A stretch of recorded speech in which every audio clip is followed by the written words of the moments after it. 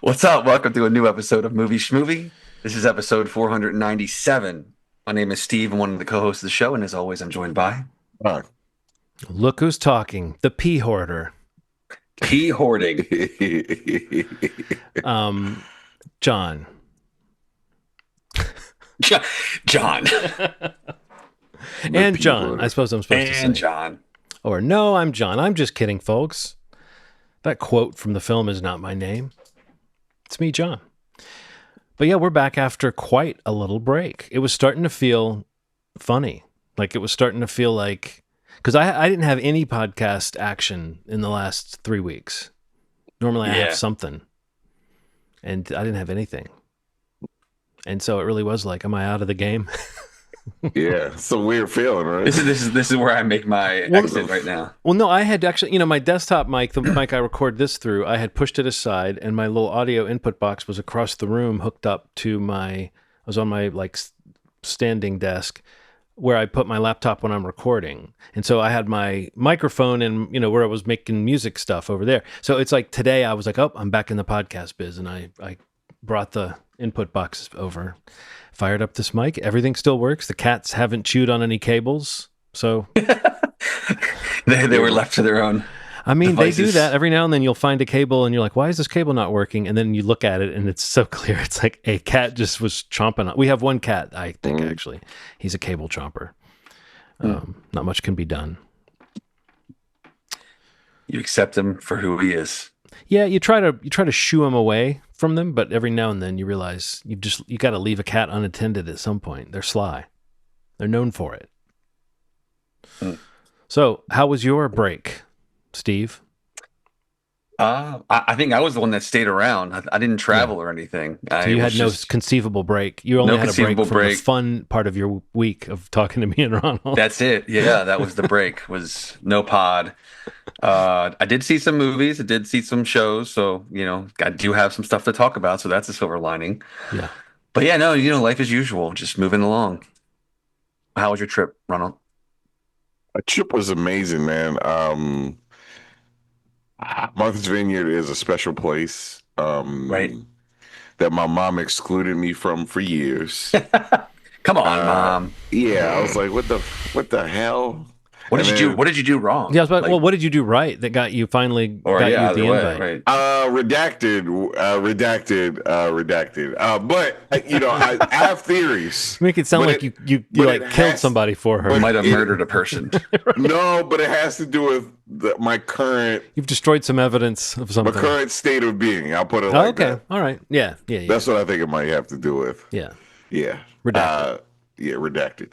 But yeah. It was nice, man. It was. You finally made the cut. Finally made the cut. Met Courtney B. Vance. My mom met Colin Kaepernick just chilling. She always tries to outdo me on not even on purpose. She'll just be like, "Hey, you see this guy before?" And it's like Colin Kaepernick, biggest smile on his face, arm around my mom. Hey, you know who this is? You know who this is? Yes. This guy. Only the guy that stood up to injustice. Only that guy. Only Colin Kaepernick, the man who made many people mad, but also many people love him for it. Yeah, so it was beautiful, man. I was only there for 3 days, but we packed it. Oh, I actually did see something. Maybe I should talk about that when I went to the Martha's Vineyard African American Film Festival. Mm-hmm. Maybe I'll include what I saw in that because I don't think it's out yet. Yeah. Yeah, I didn't even think about that. Cool. You don't want to say what it is now? You're teasing. Oh, sure. Stuart Scott documentary. I forget what it's called. It's a 30 for 30. Oh, nice. That has yet to come out. That's cool. It's about Stuart Scott kind of made modern commentary happen, including popular lyrics in things, particularly hip hop.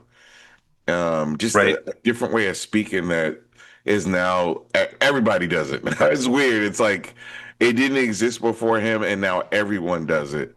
But one of his really famous Booyah is comes from him, Hmm. and Cold as the Other Side of the Pillow, Hmm. which people use a lot in commentary for some reason after him. But yeah, he's cool as the other side of the pillow, and I think he figured this out because he was alone. He was like with his wife, his soon to be wife, and one day she like didn't come to bed because she was like had a work trip or something. And he like put his arm under the pillow. He's like, man, it's cold. It's deep. I'm gonna say that in something. I mean, Uh, yeah, it's like it's pretty iconic. yeah, yeah.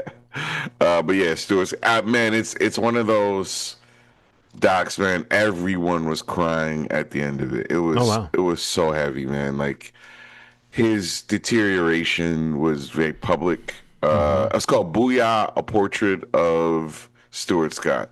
And apparently it came out December. I don't remember ever seeing this. But Hmm. yeah, it's apparently out, accessible on ESPN. But came out in late December. It's worth watching. Booyah. Well, that was our little film festival report right at the beginning of the episode. Film at 11. Yeah, we have a few things to get to today. Does anybody have anything they want to mention before we get to required viewing? I think Dave so. Bautista casted as, Oh yeah. I got to talk about the video game news, Well, this baby. is different. I mean, I agree this is video game news, but I think this is interesting Yeah. because this could be huge. Like I haven't played these games. My son has played all these games. He loves them. He loves when he was a little younger, when he would talk to me about what was going on in his Yeah. life. He would talk to me about these games, and they always sounded cool. And he would sometimes show me like a cool battle or talk to me about the lore. And Yeah.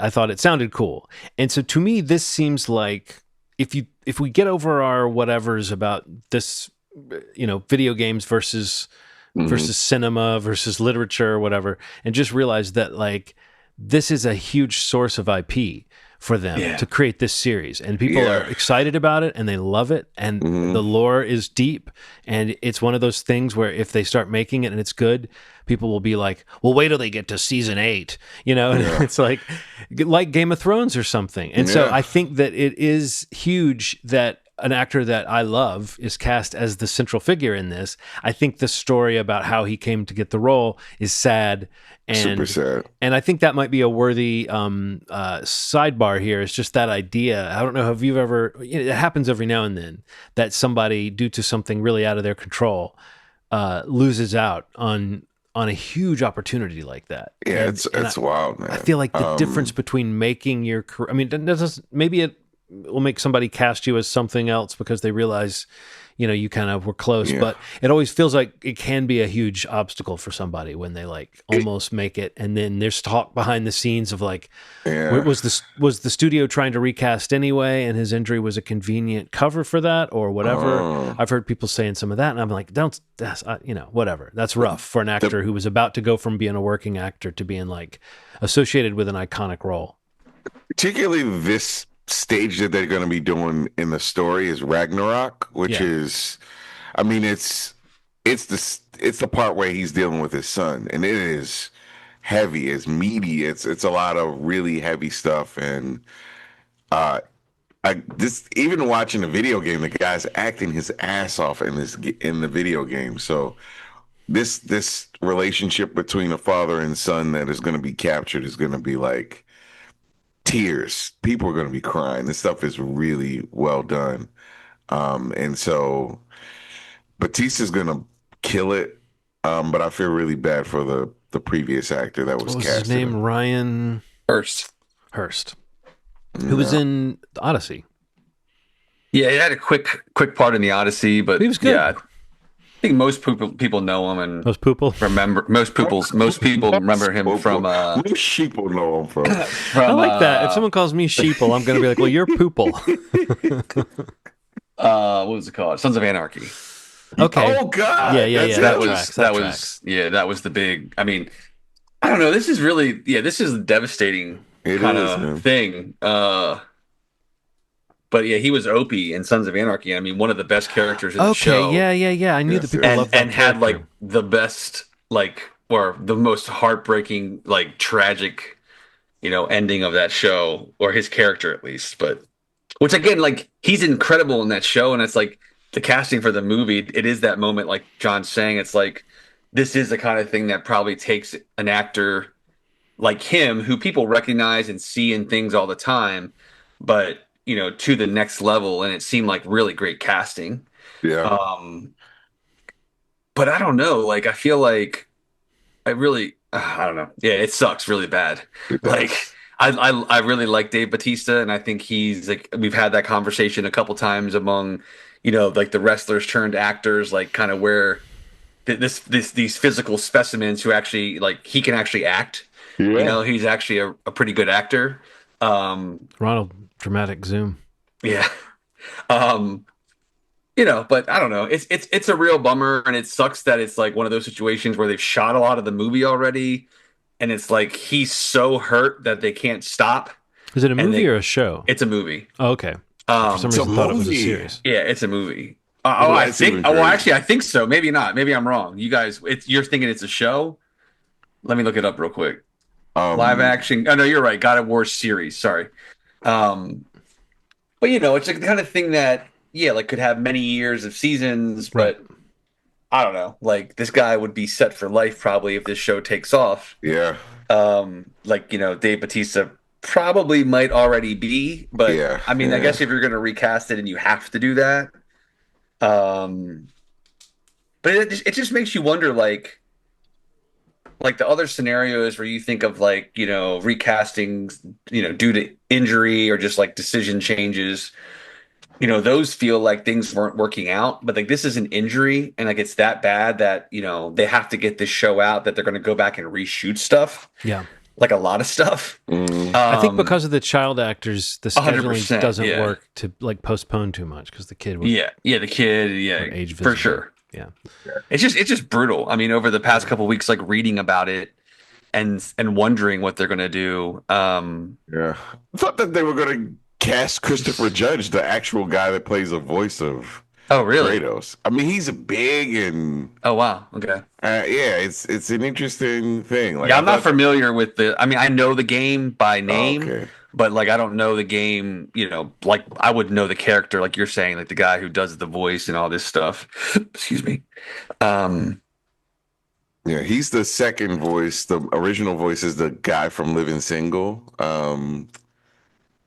I forget that guy's name.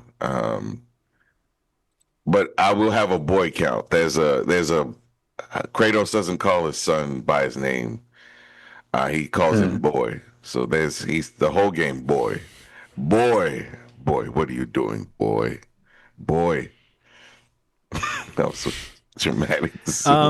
But I think Bautista can kill some boys. He could probably Yeah, say. yeah. Oh God, man. I don't mean that. That sounded bad. I don't mean that. That did Bautista. sound great, but I know what you meant. I know what you meant. I mean, I he can don't. do What did you he can do a good job of murdering children. No, I think he can do a good job of Oh. saying "boy" with different emphases.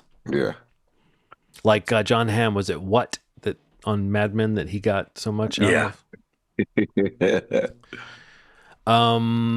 Well, then let's move on to required viewing so that we can kick off this return episode of Movie Schmovie where we actually have a few things to talk about. It's remarkable. Beyond the things we just told you, beyond Martha's Vineyard. And I should mention also, I had a fun time when I was traveling. I got to be on my friends Craig and Gareth's radio show in Birmingham. They do a movie show on Saturday mornings called Sleep In Cinema, and I got to go on. It's sort of like required viewing in the sense that, or I should say required viewing is kind of like their show because we started doing it after they did their show.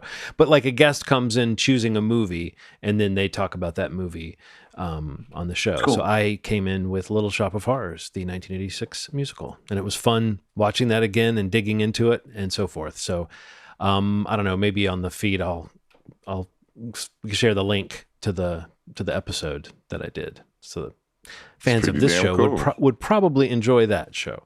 And yeah, it's fun being on the radio. It's fun. I mean, we're kind of live when we do this in the sense that we really only edit if we absolutely have to, and there's some technical reason. Right.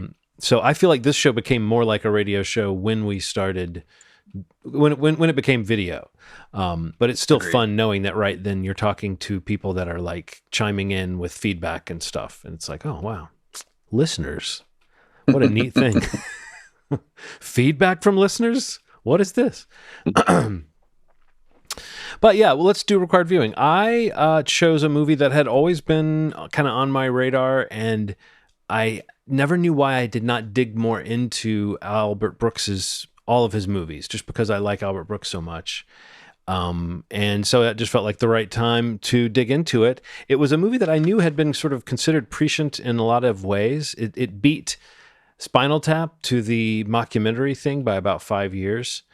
And apparently Albert Brooks and Rob Reiner, who were great friends, that was something that Albert Brooks would tease Rob Reiner about. Would be like, you guys got the mockumentary label. Oh, but, really? But I beat you to it by 5 years. And the movie was co-written by Harry Shearer, which is something I didn't realize until watching it this time, who is also obviously involved in Spinal Tap. It was also co-written by Albert Brooks's frequent collaborator on his screenplays. You'll notice a lot of his movies were written with Monica Johnson, who was a writer that Albert Brooks just thought was great at like turning a line of dialogue, and he was really complimentary towards her in this little interview I watched about the making of Real Life, that he just said that he marveled at her ability to like add that perfect, like the perfectly worded little tag that just sent a joke over, and so he loved working with her. And I didn't know this either until watching it this time. Produced by Penelope Spheris, which is a kind of a huge, comedy legend thing. She went on to direct a lot of things. So this is, at the time it came out, a direct reference to the PBS series, The American Family, or An American Family, which is about the Loud family, or as they were referred to in the opening text of this film, the Bill Louds, which, just a sidebar, isn't that a great archaic practice, the misogynist practice of referring to a family as the dad's name, the husband's absolutely. name? Yeah.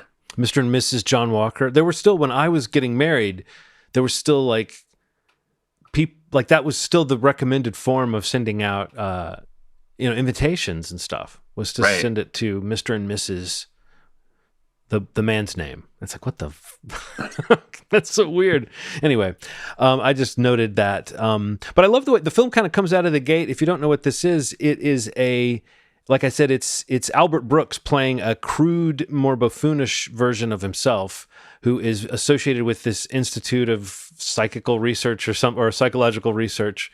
I meant to take down the name of the institute, but I didn't. But he's teamed up with these psychologists and a studio, and they're going to produce a documentary where they stay with a family for a year, and they're going to pick like the ultimate example of the most normal family and watch their lives for a year and then edit it into a documentary. And so Albert Brooks is playing, like I said, a himself, but clearly a heightened, more obnoxious version of himself, or at least I hope that was more obnoxious. And it comes out really pushing the kind of documentary form. Like it really comes up with all these ways of explaining the way that it's being shot. Like I love the Ettenauer 226XL, the unit that they got, where it's such a great visual gag of all these intense emotional scenes happening as this family falls apart. And then some person in the background is like crouching in with that stupid camera helmet on. But they come up with an explanation between those and the wall-mounted helmets. They really explain how they get all the shots in the movie. You know what I mean? It's one of those things where you might think, wait, is this supposed to be a 3-camera shoot? But then when they explain how they're getting the footage, you go, oh yeah, it is at least a 4-camera shoot, if not all the mounted cameras.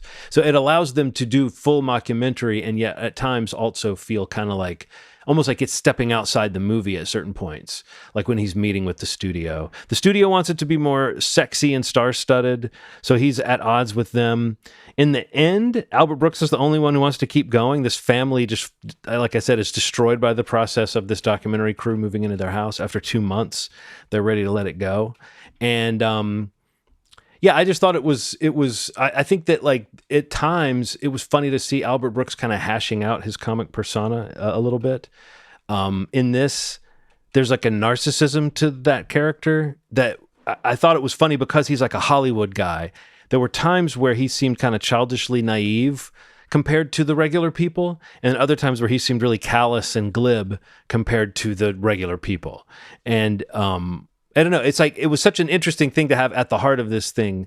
Like, oh, he's a monster who believes his own bullshit, and so he's kind of like a little kid, and kind of like the guy who's manipulating everybody. And yeah, I thought that was just like I didn't expect that to have such an arc to it, to be so much about his hubris in wanting this project to keep going. And I thought Charles Grodin was really great, almost underplayed as this guy who's just really nervous about what his wife and kids might say and do on camera, and just from the start, it's not good, and all this stuff starts to come out. So yeah, I don't know. It's a really, I do think it's prescient. I do think it makes you think about reality television. Oh my God, yeah. And the kind of cult of personality, and especially the way that the way that people can kind of have their lives destroyed in the edit of what's presented to the world. There's in particular that horse surgery scene that is just pure cringe from the time it starts to the time it ends. But I don't know. I think Albert Brooks's comedy, if you look at his like appearances on SNL in his early days and like his short films he would make, and when he would go on the Tonight Show, he was a very conceptual guy. And I think it's interesting to think of it now, but this was his stab at going, okay, maybe I can make a feature. And they actually let him direct it because there was no one else who could really, like he wanted Carl Reiner to direct it, and Carl Reiner said, no, you have to do this. You're the only person who can figure out this tone. And yeah, he's just, I mean, yeah, Albert Brooks is great. You can understand why he's the comedian's comedian when you see his early material, because it's really like ironic and deadpan and clever at the way that it looks at things. And yeah, I mean, I was consistently kind of engrossed by this movie. There were times where it almost was more uncomfortable than I expected it to be. But I think in the end, I got some really solid laughs out of it. I'll just say one big one before I throw it to one of you guys. The scene where he goes over to the house to cheer up the kids and he's dressed as a clown. But it's like they're like, well, no, the kids aren't here, but we want to talk to you. And he has to have a serious conversation with them. And he really wants to go home and shower because he knows how this is going to look on camera. And he's like, can I just go home and shower? And they say no. And then he sits down. And after they have that great conversation, he's like, trust me. and he's just dressed as a clown with all the makeup on. I mean, the movie's full of little shrewd moments like that of just, of like Albert Brooks just knowing exactly what, like I said, that he said about Monica Johnson's writing, that she knows exactly how to turn that punchline. It's like you see when it gets to the end of one of those scenes, what you weren't just watching kind of an aimless improv bit. You were watching something that actually had a structure to it and a punchline. And I was impressed by it. Ronald, what did you think of Real Life? And was it even a movie you were aware of before I mentioned it? I've seen clips. Okay. Didn't know what it was from though. Okay. I think I saw it because I saw the Albert Brooks documentary. Oh yeah. Yeah, so I saw clips and I had no idea what the hell the reference was. But this was way ahead of its time, man. Like I can't imagine this coming out that early. Like in thinking that the gap between what I was looking at and what would eventually be the norm was 20 years from then. You know what I mean? It's like it's super interesting. I think that it's pretty masterful. I don't love Albert Brooks's character when he chooses sometimes, like that sort of like uh, arrogant asshole thing that he does. Yeah. But I mean, it worked with this movie, and I love when he was talking to the wife. He's like, "I'm shallow. I'm just very shallow." What does he say? He said something about this charisma doesn't run deep. Shallow. In that same scene where he pats her on the back, but he doesn't touch her. He just puts his hand around her and he's like, yeah. It's just like he obviously starts to develop an emotional connection, but there's like this like weird coldness about it. It goes back and forth, and I think it's cool the way that he deals with it. And the guy one of the therapists kind of stepping out really early. And you could tell that he was very, I mean, after the musical number, I was like, this is a crazy movie. Like I don't know what I'm in for, but I really enjoyed it. I think that everybody was game. Everybody felt like they were present.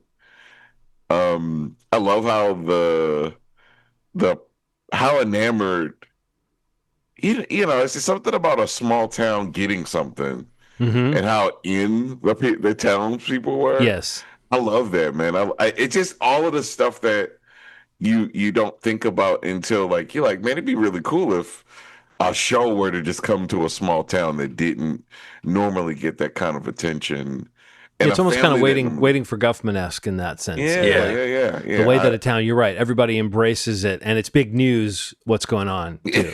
Yeah, it was cool, man. I again, man, just really ahead of its time. It just felt like, I mean, I get why it's a part of the Criterion Collection. Like, there's these movies that come along that are just everything else. I mean, I bet if we looked at the movies that came out that year, it's probably a bunch of incredible movies, but nothing quite like that. Like, Albert Brooks was dealing with something different. He was batting with a different kind of ambition, and I admire that. I think it makes me like him, like almost maybe even love him Hmm. because of it. You know, it's just Yeah. really cool. Yeah, Steve? I gotta be honest, like I wasn't super aware of this movie. Like I know I've seen the name like to the point of the Criterion. Like I feel like I always hear people talking about it. But I don't even know that I really ever understood what the movie was or had a really accurate frame of reference for, especially the subject matter. But I mean, I think that's the big takeaway for me was just kind of how you guys have both said it, you know, over and over again, but just, how ahead of its time it was and kind of how much it predicted the obsession with like reality TV. I think the big thing for me watching it was like for when it came out, like having a funny version or obviously kind of satirizing it a bit, but there's this idea of like the observer effect, Yeah. like of what everything happens, like anytime a camera just comes around, like how you question whether what's happening is ever really authentic or real or actually Yeah, human or anything like that. um but beyond even just what you're capturing, when you then go and when it then gets edited and the production behind it actually takes place beyond just filming it and it being present, like just how much it changes who these people are, how they act. And that's before you even really consider like what they're trying to manufacture, Right. to get what he's looking for, or the getting the shot element that he's, that kind of comes up in the movie a few times. But yeah, I thought it was really good. I mean, it was really I wasn't aware of, the PBS series that it was kind of coming after, kind of, I'm not making fun of, but like, kind of using as a frame of reference. But I think the idea of, a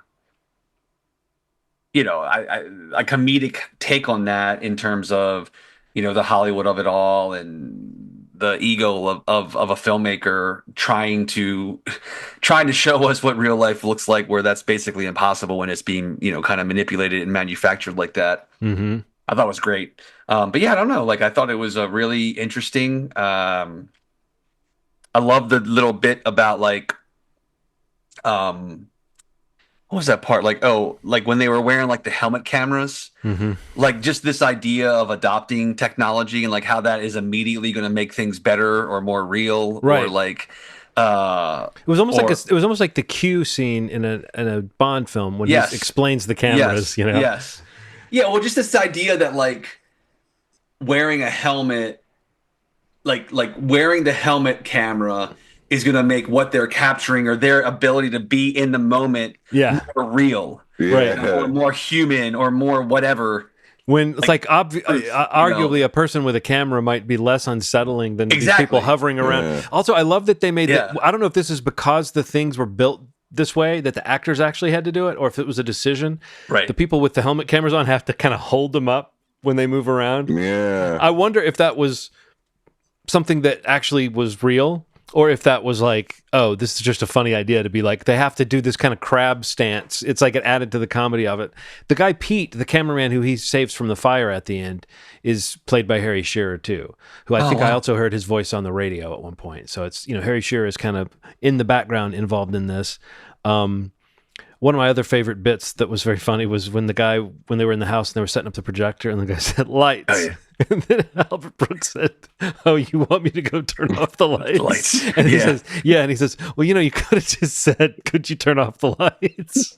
It's like that he was offended and a little sensitive that the guy was like, lights. Lights, yeah. He's like, so I'm going to get up and turn off the lights in the kitchen if that's what you mean. He's that's like, what you meant. And then the guy was like, yeah. I guess he was like, I guess that's what I mean. What are you saying lights for? No, I agree with you, Ronald, that his like arrogant asshole persona in this is almost shrill. But I think that in the end, it's a short enough movie, and the movie clearly is taking us there with him that he has like a meltdown of sorts at the end. And I think that it's like, to me, it reminds me of in a 60s movie when you're watching some 60s comedy and it ends with like people in gorilla suits chasing people on go-karts and stuff like that.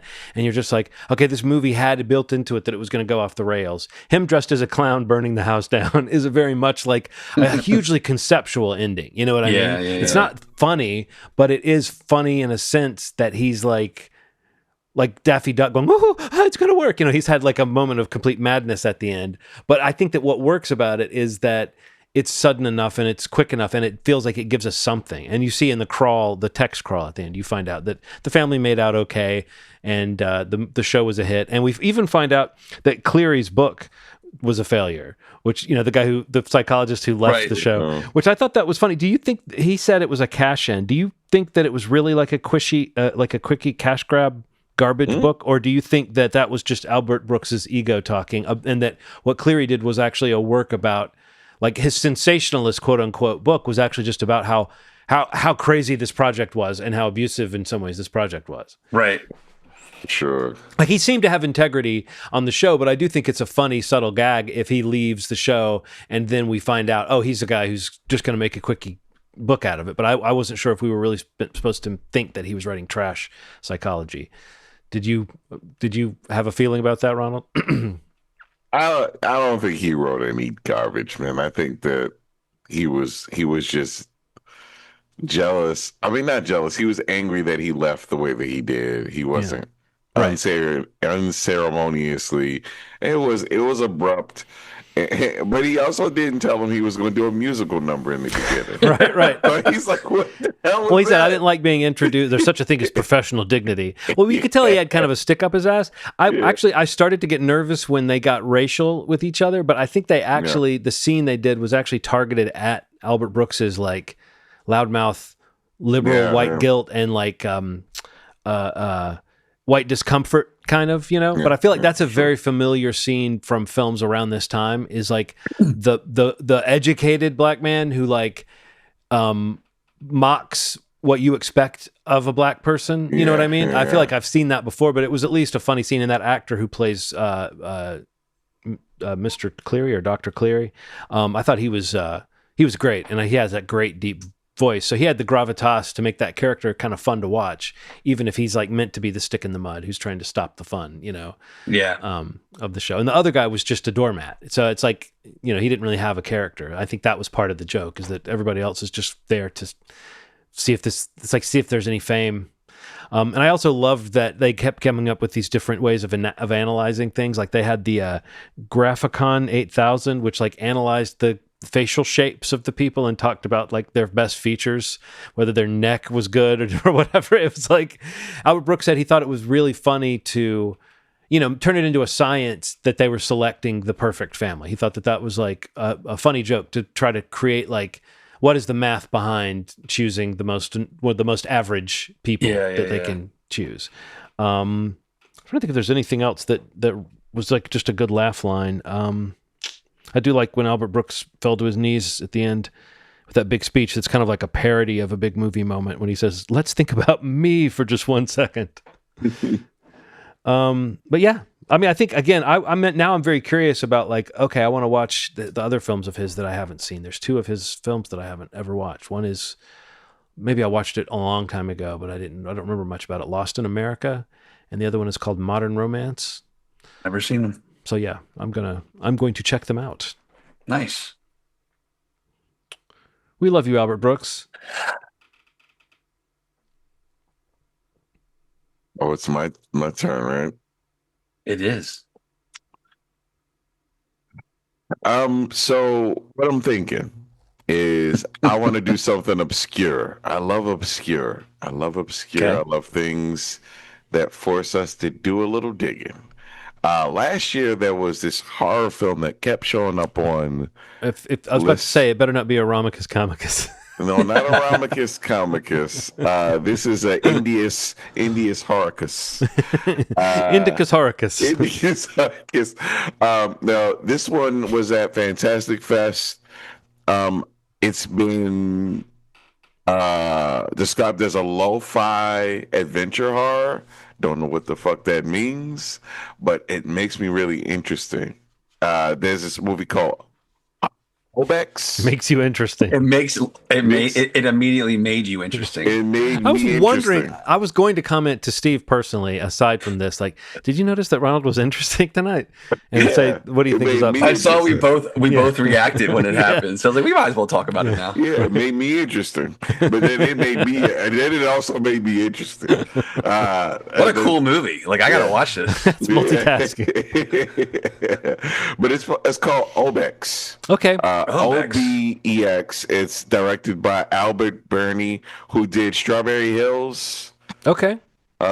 Strawberry. Did I get that right? Strawberry Mansion. I apologize. Oh, Yes. right. In 2021. Who was also produced by longtime. Yeah, Brendan, right? Yeah. Yeah, I was going to say, like, that's got a local connection. Strawberry Yeah. Mansion. I think I know someone else that worked on that.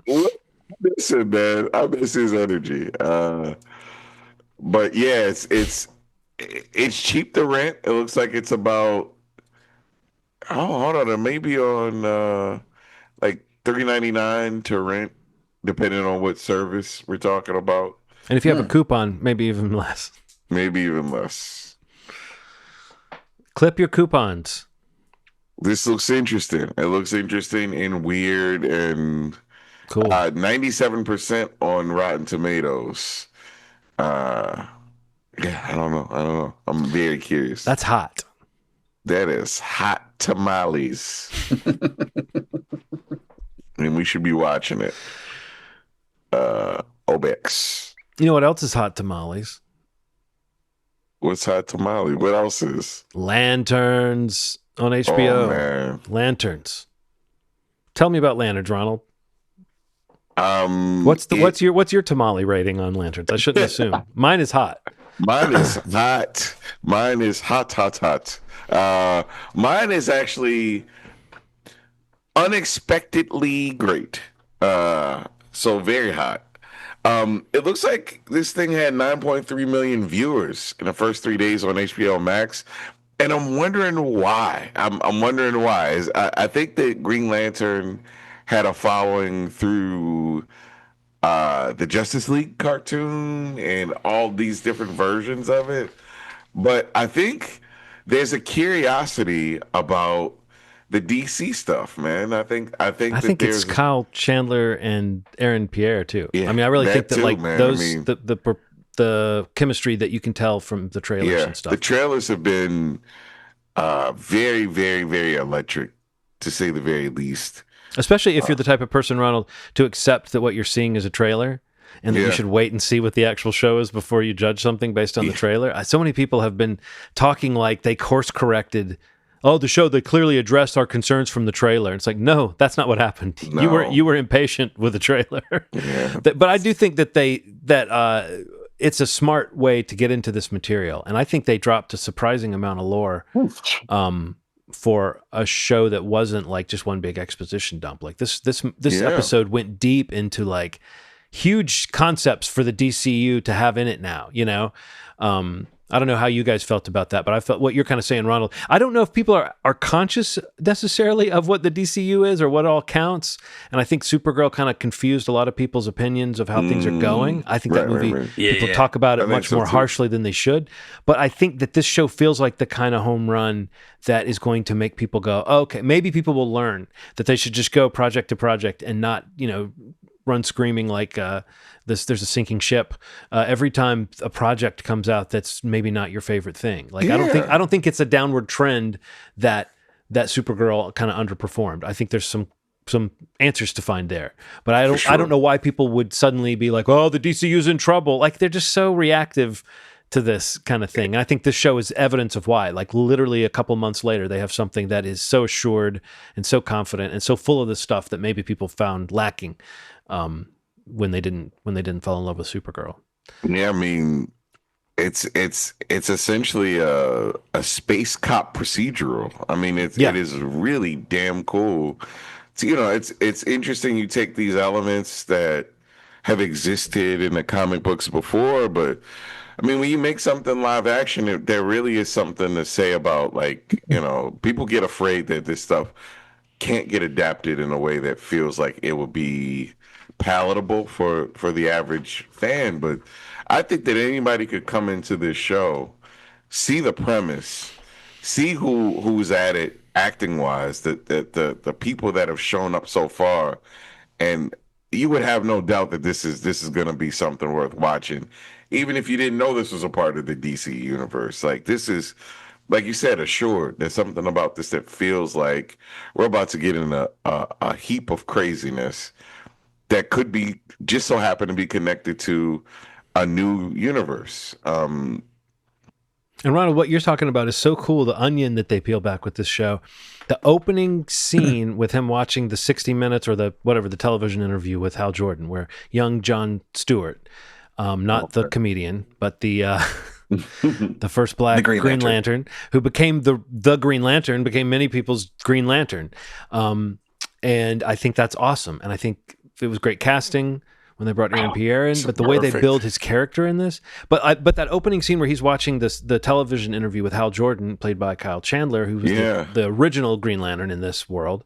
The fact that he explains in that opening interview, oh, I'm a space cop. Like, they get across that. Oh, space cops are real. Oh, and then like a couple scenes later, we get some more dialogue. And then about halfway into the episode, we get this great scene where Kyle Chandler tells the story of what happened on the night that he got the power.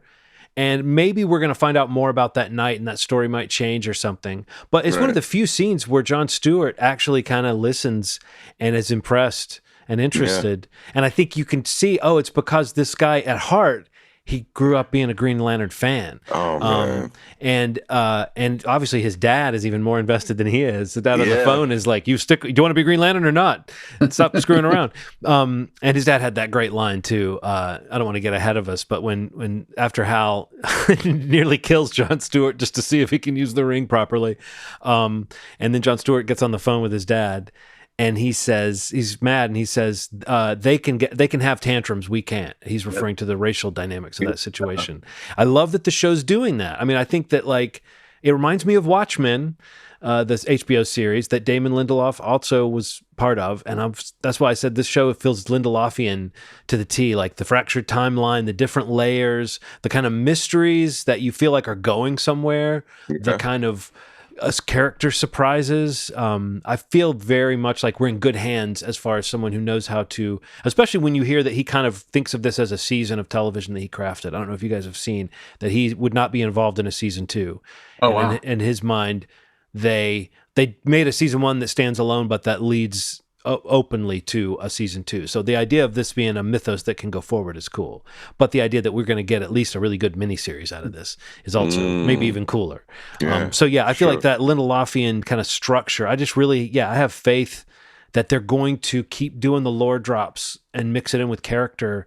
And I mean, it's just firing on all pistons for me. What about you, Steve? What about how are you feeling about the show? Are there any favorite elements for you?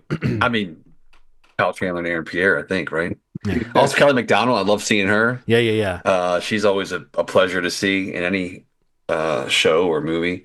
But no, yeah, like Kyle Chandler is one of my favorites, period. And I think after Rebel Ridge, like Aaron Pierre just kind of shot up the list Yeah. of like why is he not in like a lot of things? Like he's just he was incredible in that movie, like and as an action brooding star. Hmm. And again, admittedly, not the most familiar person with Green Lantern as a property. Um, so I'm very open-minded to learn about how Yeah. it all works. Like I liked being able to watch this as a viewer who is aware enough, has a pretty decent understanding of what it is, how it works, but there's a lot of space and a lot of gaps to be filled in that they're obviously slowly stepping through so that it is a palatable idea that people that have no idea what's going on can understand it. Hmm. And I think especially when they're going across the timelines, I think it's a really great idea and a way to tell a story because you can jump around and fill those question marks in a bit, both narratively and also just like with the mythology of what lanterns are. I thought it was great. I mean, like honestly, to the point where it's like, you want to rewatch it Yeah. and you want more episodes I and did rewatch it. you're just like, yeah, well, I mean, he's there in the world, like he's present enough, but it's also like Kyle Chandler is so severely underutilized Yeah.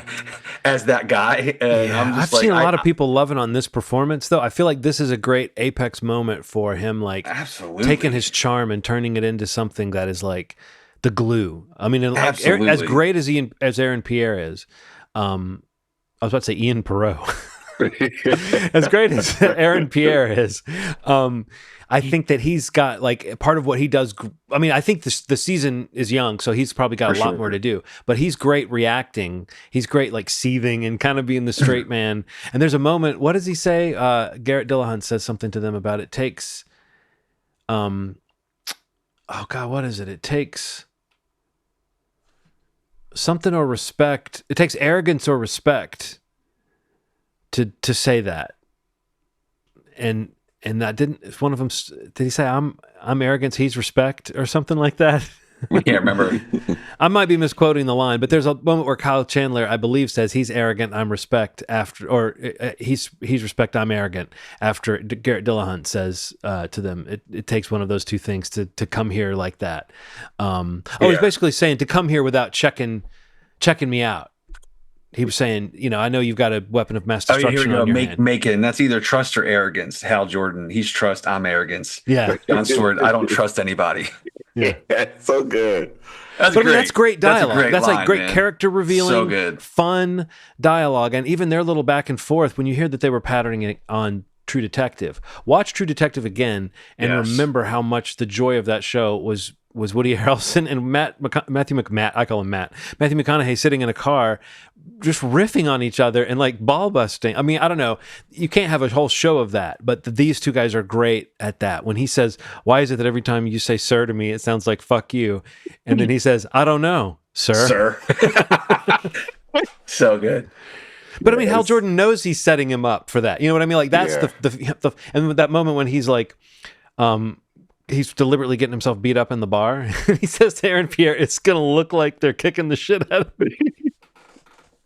He said, "I just want you to know not to get involved." And you're going to want to get involved, but And he's yeah, like, "No, I'm fine." And then he's Yeah. like, "Oh," and you can see on his face, he's like, "Oh, kind of a little hurt that he's Aaron got Pierre." that look on his Yeah.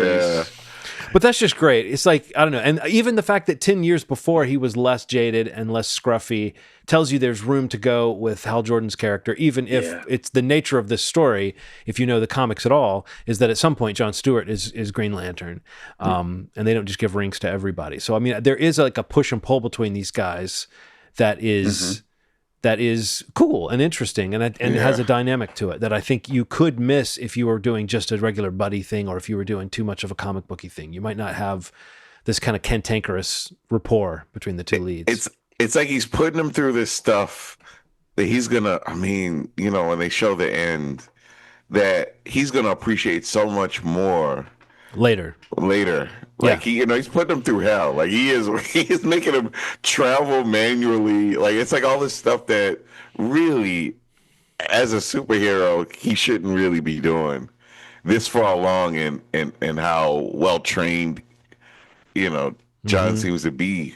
Yeah. But it's still one of those things. Like you can even see it in his face at the end of the episode when he sees him. Yeah. It's like all this stuff behind his face. Yeah. It's just a lot of good acting. That's what I'm taking from it so far. Yeah. Same. And then militia's getting involved. Like, what the fuck is the militia? What is happening? It's so many elements that I'm so interested in. Yeah, I'm ready. I'm ready. I wish we had access to more. Maybe I should. No, I know. They should. They should give Look us into access that. to Should we nudge them? See Nudge if we can him. nudge them. Give them a nudge. Give them the HBO nudge. Give them the Schmovie nudge. Yeah. They don't need the press at this point. No. But no, but it's just, it feels like, again, I feel confident in these storytellers at this point. I mean, I this doesn't feel like the kind of thing that doesn't have a destination. Somehow a show, it feels methodical about how they're kind of playing out things. And they've given us such a clear timeline. 86 was the beginning of Green Lantern. 96 was the scene with him as a kid. Yep. Now 2006 we don't know anything about. But 2016 that's the hologram is from 06, right? It's from 06, right? Yeah. And then 26 is the sort of bookend, kind of almost Better Call Saul kind of feeling, like this is later. This is way after all this stuff has happened that we don't know. All the 2016 plot line has all the stuff cooking that we can see in that last scene. Oh, something happened here. You know what I mean? Yeah. That's just amazing. I love that. You guys know I'm actually a sucker for aftermath stories. Like I love when a story has the piece of like, this is the result of all the shit you saw like years later. Whenever someone can get that kind of storytelling in, it always pulls me in. And I think True Detective did that well. I think even like the third season had some great moments that played off of that. The relationship between Mahershala Ali and Stephen Dorff was like, had some good stuff over the years, between those characters. I don't know if you guys watched that season, but there was some good stuff there. Even if the old age makeup is not always great on that show. You can't wait to watch more of this one for sure. Oh, totally. Okay. And also just to mention, like we sort of got to it a little bit, but Garrett Delhunt, Kelly McDonald, Jason Ritter, who's the, short-lived, but the performance with the guy at the interrogation scene. Oh, that was so good. I recognize him from a few things, but he was great. And the great Purna Jagannathan. Oh yes, yeah. Who is always good, and this feels like a kind of juicy part for her, as far as not always what she gets to do is play this kind of mysterious figure, which I gotta say, I have heard some people talk. This is not a thing that bumps me at all, but I have heard some people talk about how it is interesting having a DCU where you take your kids to see Superman last summer, but you can't show them Peacemaker. You fucking can't show them that. And you can't really show them this, maybe. I don't know. I mean, you can show the older kids this. There's like, I think superhero movies have been weirdly sexless for a long time. But I think when you see adult elements in there, it changes we've all kind of had this understanding of what the Marvel PG-13 means. And parents going, oh, I can take my kids to see this. That's why it's weird when they have that element of like, oh, something darker in this one or something that's more intense. So I wonder about the over time, what the marketing sensibility is going to be about these DC projects that seem very adult. Because as cool as it is to see him hook up with somebody that he just met in a bar, that's a pretty adult storyline. It is. I like to see it because I like when characters have a sexuality to them, and I think recent tentpole films have completely eliminated that kind of thing.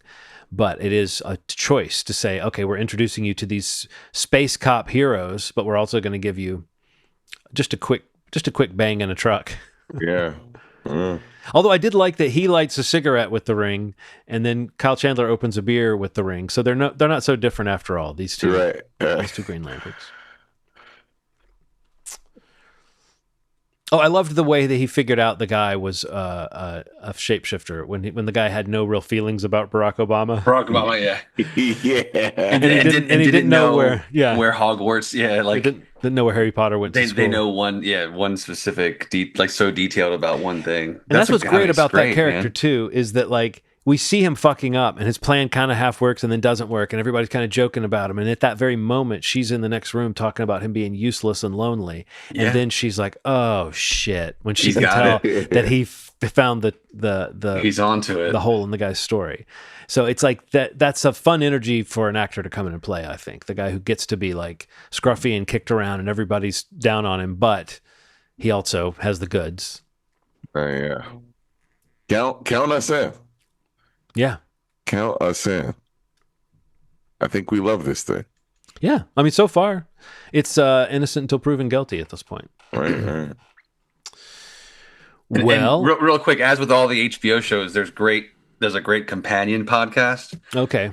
for Lanterns, that Straw Hat Goofy is hosting. Juju Green. That the first episode that Damon was on and the two other showrunners, writers, co-creators, really, really good kind of discussion around the first episode. So if you like the show, I'd check out that podcast too. Yeah. They have all the little HBO companion pods are really good. You know, I know some people that don't like those or don't like all that HBO material because they don't like when they just explain what you just saw. But I love sometimes hearing the people creatively involved in the show talk about like what their intentions were. So soon after, you know, you get that stuff in interviews years later and stuff, but Sure. it's great that with those official podcasts on HBO, you usually get the creators talking very directly about I love the process of their choice. And even if it's something I knew already, sometimes it's fun to hear them say that, oh yeah, the idea behind this was da da da da. And you go, oh yeah, that's what I thought. I don't know. I just like the shop talk part of the creative process. Yeah, it's just like that behind the scenes stuff I love, you know, like that how it's made and Damon is like, you know, they're very transparent about challenges and like, what do you call it? Like forecasting viewer what's the word? I can't think of the right word. Like people being upset about certain things and like trying to navigate that before, something even comes out. Oh, Just that Damon learned he had the trial by fire of Lost 100, yeah, and that's what he and talks about. Prometheus and Yes, getting he kicked talks off a Star Wars project and all this stuff. He's very open about it, and I love that. Like I love listening to him talk about it. Yeah, I love him. Yeah, so good. Yeah, and I don't know. Him talking about this made me just remember Watchmen and how amazing that was. Well, it strikes the perfect tone that makes me think this show that they can handle this because Watchmen is super comic booky and sci-fi. It like leans into how comic books, if you strip away a lot of the tropes of superhero stuff, right, it becomes sci-fi. You know, it becomes dystopian future. It becomes something different. It's not like, oh, all those things that you assume have to be part of these stories have to be part of them, and you can still have the fun elements. And I think I think this feels like it's in that same spot. And I do think it's going to get comic booky. I think there's going to be a lot of green stuff, folks. I think there's going to be costumes and maybe even a little bit of space action. I don't know. But the decision to make it an Earthbound story, I understand why fans of a character who's mostly a space character were worried about an Earthbound show. But I think some of the famous Green Lantern stories, some of the most famous ones are Earthbound. So I don't know why. It's one of those, comic book fans have to comic book fan. So what else have we seen? Yeah, what else have you guys watched? Let's go through a little rundown. I need to hear what you got, so I haven't seen much. I'll just say quickly, I saw Spider-Man Brand New Day. I thought it was great. I kind of loved it. Yeah. I feel like I was right in the right headspace going into it in terms of expectation, and I felt like I was kind of going back in my mind to the text thread we had like when the first couple trailers were coming out and we were talking about it, kind of versus Doomsday and things like that. And this idea of like, a fairly straightforward Spider-Man story. Like, you guys talked about it when you were going over your reviews, but like more street level kind of thing, not as big as No Way Home in some ways, but like that conversation around how great the action was, I thought really kind of set this one apart for me. I thought the action set pieces were just really, really spectacular. Yeah. I thought, I Amazing. Tom Holland was, I thought he was incredible in the movie, like as Peter Parker, as Spider-Man. And I felt like I'll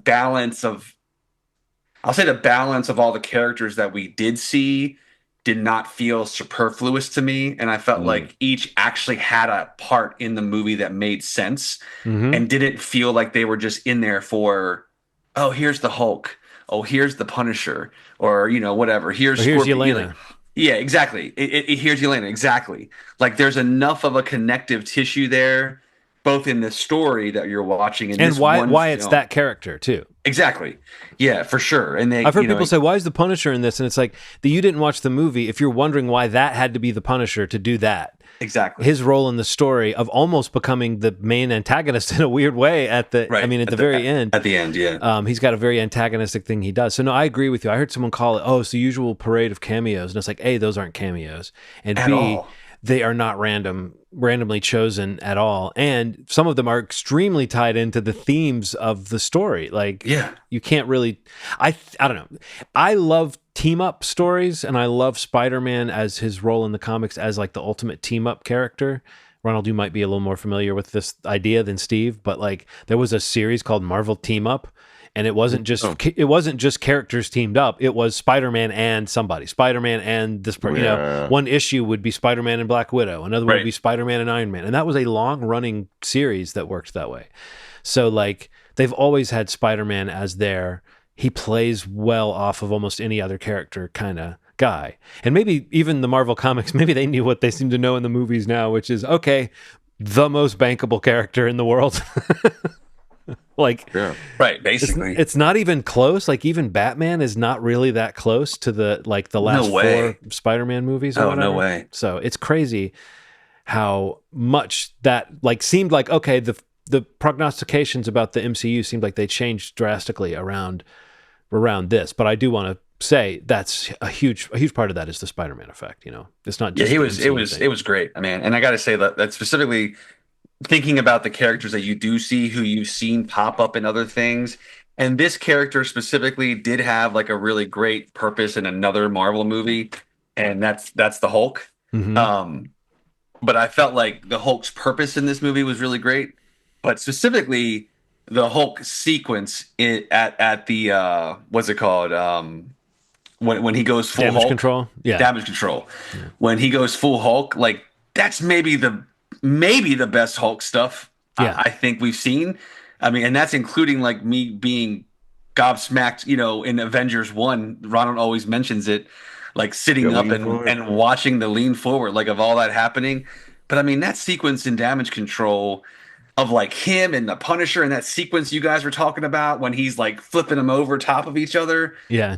I mean, god damn, that was amazing. It was amazing. It was incredible. It was. Well, I mean, you have a director that knows how Oh, to stage man. action. Oh, he and knows how to absolutely make it does. feel like the heart of the action is connected to the it feels like it's motivated. The action is motivated. Absolutely. I mean, an audience's reaction to this movie and its success is no surprise, but the level of its success is maybe surprising in a little bit in a few ways, because this is not in the shadows of, let's say that in the shadows of COVID, Endgame, No Way Home had the team up. Like there was a lot of things happening with that. And I mean, this movie is, blowing past that. And this is like a Spider-Man movie 4 years later or 3 years later, or whatever it is. But yeah, man, like I was thoroughly impressed. Like I was like, my expectations were high, and I feel like they were probably still exceeded. I mean, I thought the action was incredible, which is my big want for this movie. Mm-hmm. But honestly, the emotion, there was a few like incredible emotional beats that I think worked so well. Don't you love too? I mean, I may have mentioned The this drawing, before. the handshake, like all that stuff Oh my was God. so good, That stuff dude. is so deep. But also I love how much he walks around and interacts with people. I mean, I know it's because of the secret identity, but Yeah. he interacts with people as Spider-Man so much. Oh, He's like so good. fully in costume, having these like going into like the offices at Damage Control, and he's just in costume fully. That I just love is it. so silly and comic booky, but it works perfectly. Do you know what I mean? It So doesn't well. feel. And I even love the like it's a gag a little bit when he goes into the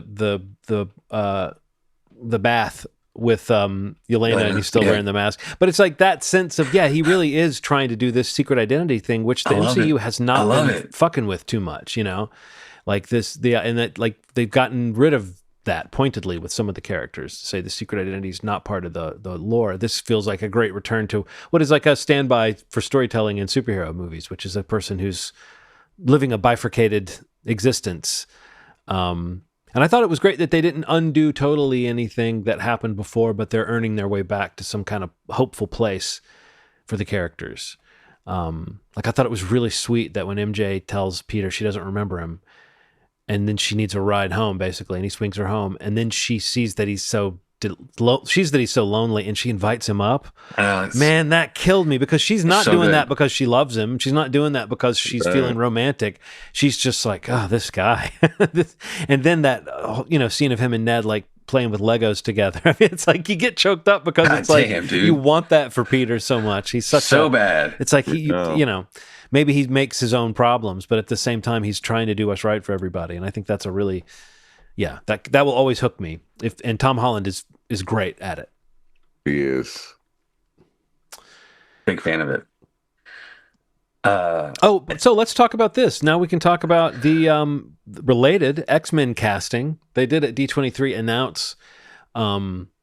They showed a much better Doomsday trailer, or they released one, and then we finally got to see it.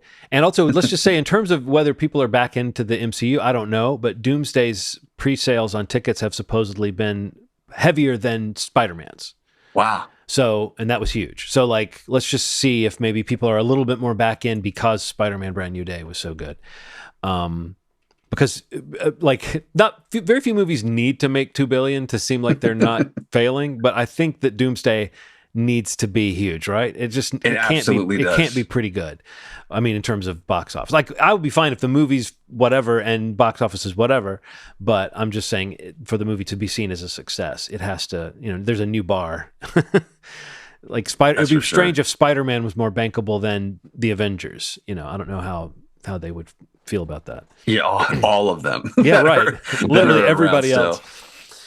But yeah, X-Men casting. There was an X-Men member revealed in Brand New Day. If somehow you're out on this and you don't want to know, skip ahead a few minutes, I guess. But they did reveal that Sadie Sink has indeed been cast as this universe's Jean Grey, which is incredible casting, like best Jean Grey casting ever, in my opinion, as far as like someone who I think can bring something of this character. I loved the rollout of that character in Brand New Day.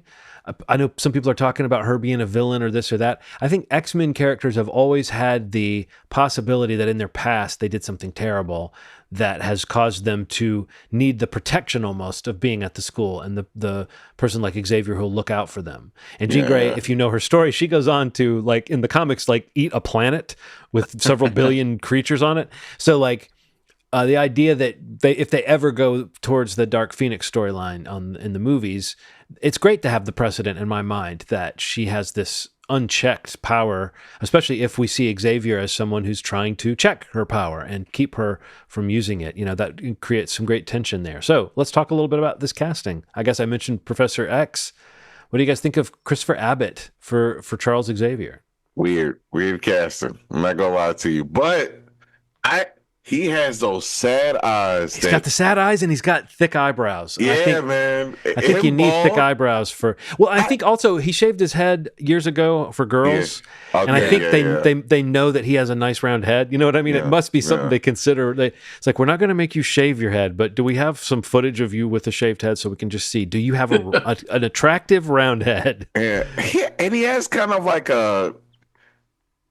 like, you can't really nail down what race he is. Like, he's like, he could be Hispanic, he could be a Jewish man, he could be. No, he's a very dark olive skinned man that I think could really pass for this interesting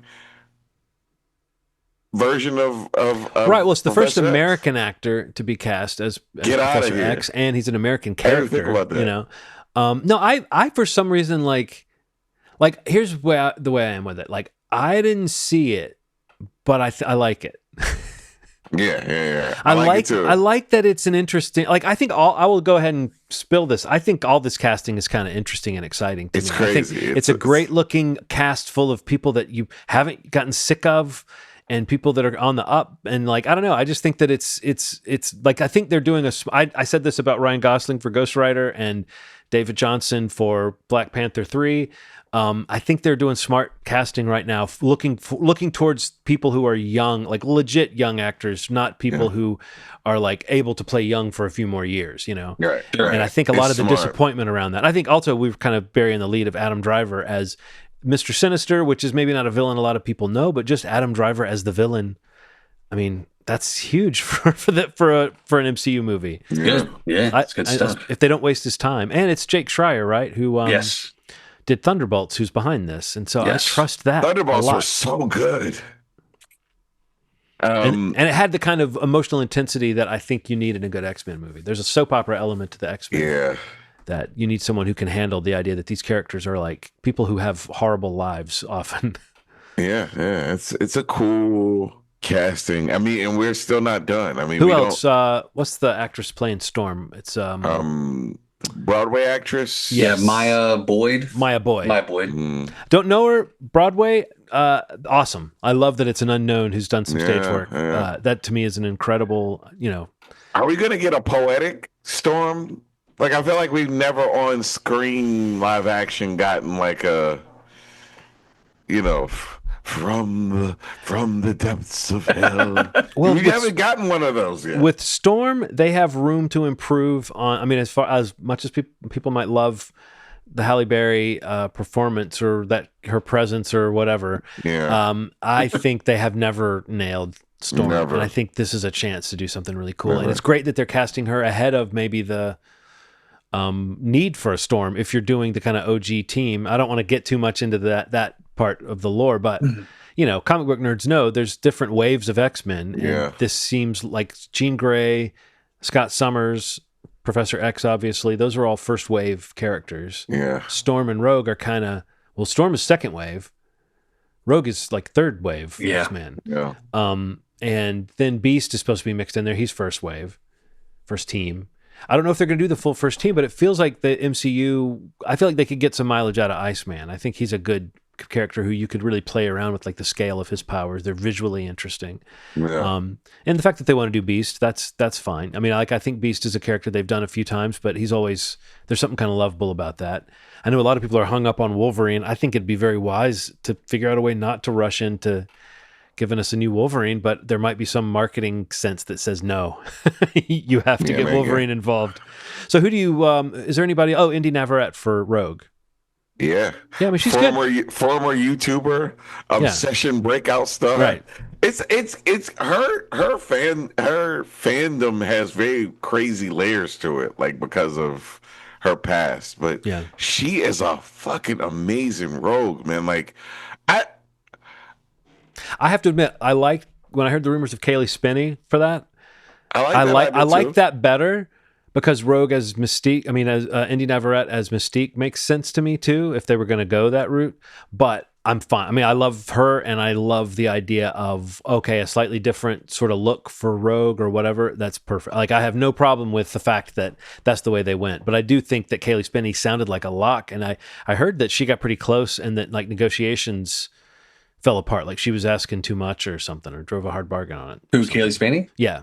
Wow. I mean, I don't know. That could be complete bullshit, but that's what I... No, it's true. You said it. It's on the podcast, so it's true. I'm just saying the source that this person was quoting could have been bullshit, but they were saying that was the kind of word that they'd heard, is that she was one of those people who got real close. Yeah. Wow.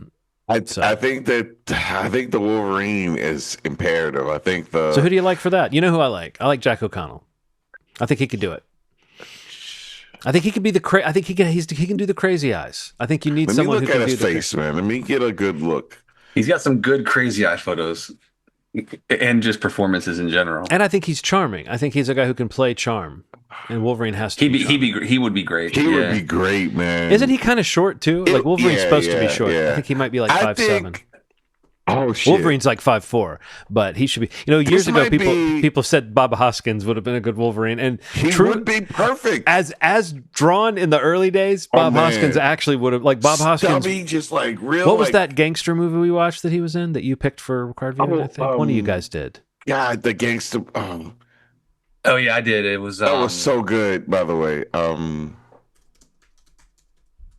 Can't remember what it's called. Sunday, something Sunday, Monday. The Long Good Friday. Long Good Friday. Hey, had a day. Sunday, Monday. Mondays. If you kept guessing days, you would have gotten there. Damn, so close. Okay. So I'll say this, man. I never thought about Jack O'Connell.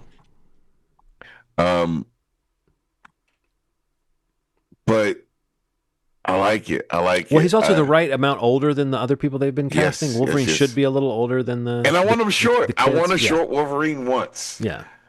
And I don't know that he's short. Is he short? Like he's just like a normal height, I I guess. thought he was 5'7". yeah, just not 6'4". You know what I mean? Like he's 5'8". I got you. Okay. You know what I mean? Well, they say he's 5'7.5" and my feeling is if someone's Oh, giving wow, me that, okay. Yeah. they're probably actually 5'5.5". Okay. I like fair that enough. casting. Okay. I had somebody in mind, very obscure actor, but Oh, but I mean that they might go that route. You know, Who? it's the guy from that Fire Country. Oh, you keep going with that guy. That Yeah. guy's huge, man, and he has like the build of what I want. He basically, essentially, like Henry Cavill, but short, right? Just a fucking meaty monster that. I would actually really like Henry Cavill. I think Henry Cavill could pull it off. he's too big. He's too big. He's too giant. Yeah, I don't. Plus, I don't He's think huge. I don't think he's quite right. I think he should play somebody. He should get a chance to do some big part like that. But I feel like he would be.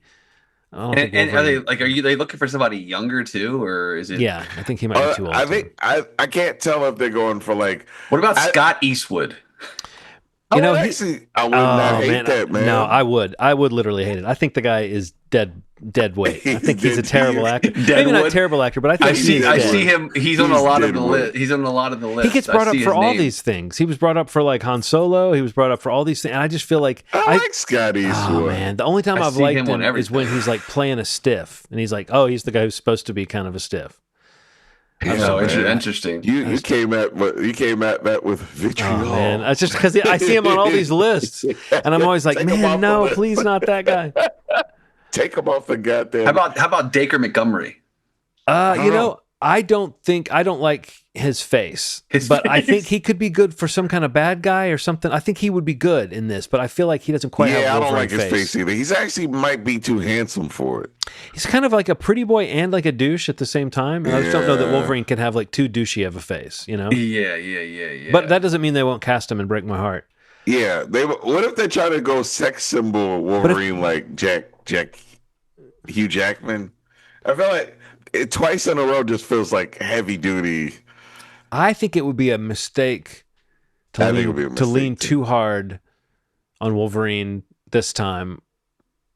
But I think letting it grow natural. I mean, again, cast the right person, charming performance. So It will grow on people, and they won't be sitting there the whole time going, "He's no Hugh Jackman," you know, I think they or on she's no Hugh purpose- Jackman. I also think Daphne Keane, by the way, just bringing her character over and letting her be the Wolverine of this universe for a while would be fine because we That'd don't be know really cool. we don't know what's going to be the status after Secret Wars.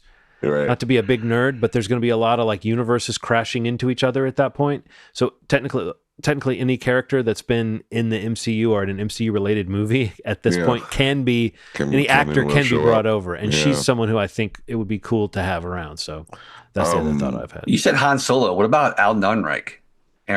Oh, I think he'd be great if he wasn't already on Ironheart as Obadiah Oh, Stane's that's son. right. But I think he would have been a very good choice, actually. Damn.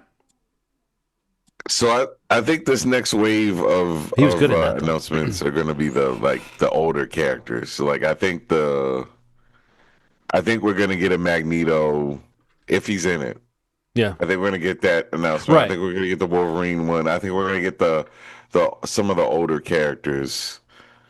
And they might Fairly lock down soon. somebody for Beast, which they, Yeah. they had, what's his name from Beef, but Charles Melton.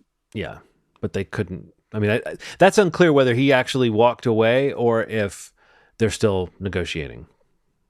So, but it's interesting. We're now at the point the movie's going to be out like this time 2 years from now. The movie will have come out in the May of that year. So we'll have already seen. We'll be between Ghost Rider and Black Panther 3 this time 2 years from now. So yeah, and we'll be listening to Denzel Washington's terrible Wakandan accent. do you think we'll have already seen that? We will have just seen that. Let's mark this day, August 20th, 2028. Will we have heard Denzel Washington's Wakanda voice yet? Yeah. You're saying we will have. Yeah. Do you guys think he's going to try to do an accent? Okay, here's a question. What do you cast him in that movie and he's not a Wakandan? Like, is he is he a villain? Is he an elder? What is he? Is he like an American industrialist who's coming to, like what kind of character is he? Yeah. You said Wakanda character. Wakanda character. Wakanda character. But yeah, that would be Wakanda cool forever. He was. I wouldn't even mind. I wouldn't even mind if his son was in it too. John David for this one. No. He can go star alongside Scott Eastwood in a film called Pieces of Wood. Yeah, I think I've compared him to such before. I hate being that guy, but yeah, Ronald, these dramatic zooms are the shit. Doesn't it feel like he had his moment? Like I do think he had his moment. Not over. It's not over. It's not over. I think he still has some time. I liked him in The Creator. That was him, right? Yeah, Creator was good, man. Yeah. No. Yeah. I mean, he hasn't been in something for 2 years. Like The Creator was like the last starring thing. He's in a movie coming out. Next movie is called Mime. Mime. I don't know. He's the only person listed on it, but I don't know. It's literally just him on like in a black box theater doing mime for 2 hours. Basically.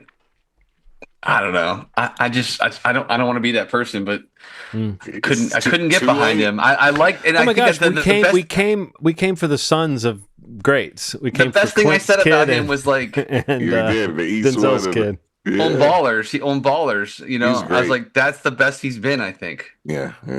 And that was like, a long time ago. Yeah, it has been. I think it's I feel like I saw the one actor that I feel like it was always like him and John David Washington were like being like up for roles. It was Stephen James. Mm-hmm. Oh, okay, yeah. I feel like he's another one that like he kind of had a moment and then it was like, where'd he go? Yeah, I feel like he was recently in something. He's a great actor too, man. Oh, he's incredible, man. He was great. I was like, I saw him in a trailer for something recently. And I haven't seen him in forever, but I was like, oh wow, he's actually still. Oh no, he was in the that Alan Ritchson Netflix movie, the War Machine. I didn't see that yet. Oh, okay, yeah. And he's also, and then he's playing Carl Weathers in that Rocky biopic. Oh, I played. That's what he's in the trailer for that I saw recently. That movie looks good to me, man. I play Rocky. Yeah. He's which directed by Peter Farrelly. Really? Yeah. Yeah. And he plays Carl Weathers in that. But yeah, I saw his name come up, but I always think of him and John David because every time like people were being cast in things, like all the trade reporting was like it's between these two. And it's like, oh, nepotism wins out, I guess. But because I think he's the stronger actor. Yeah. But what else? What else have you guys seen? I think the only other thing I'll mention real quick is I saw the Odyssey finally in IMAX, and it was awesome, and I thought it was great. And yeah, I don't know, not much else to say. It's an awesome movie. I don't think it's perfect. It's maybe not Christopher Nolan's best movie, but I thought it was great. And Matt Damon was awesome in it. Like it for some reason it made me long for more Bourne movies a Mm. little bit. Yeah. Like seeing Matt Damon Yeah. Kicking like ass. in shape, like amazing shape and like kicking ass and shit. Like Yeah, no, that yeah, literally like that like just like going around Robin with Beat the the shit out freaking of bow people and with a bow arrow. and arrows. It's pretty awesome. Yeah, it And, was great. you know, I think the only thing I would say about it is that if anything, maybe the weak link was Tom Holland. well, I think Uh, he was playing a he's kind good. of like a secondary character in some like a guy who's Yeah, more something was reactive off. and like I liked his performance, but I think it's like a remarkably sidelined performance. Like he's a guy who doesn't really in the fight that he's in doesn't really like he's not that great of a fighter. He kind of lucks out and survives that. At the end when they're leaving things in like he's Cosmo Jarvis trying to beat the the shit out of him. well not Cosmo Jarvis, the other guy, the guy who replaced Logan Lerman? Cosmo Jarvis. Yeah. Is that not Cops? No, not Logan. No. Yeah, Logan Was that Cosmo Jarvis that Logan was trying Martin to kill him? Green? Marshall No. Green. Yeah, Logan Marshall Green. No, Cosmo Jarvis was playing that character and then got replaced by Logan Marshall Green. right. Oh my God. You didn't realize it wasn't him. Oh my God. They look, Nothing alike. they do in that movie. Well, you didn't That's see good Cosmo lighting. Jarvis That's good in that lighting. movie.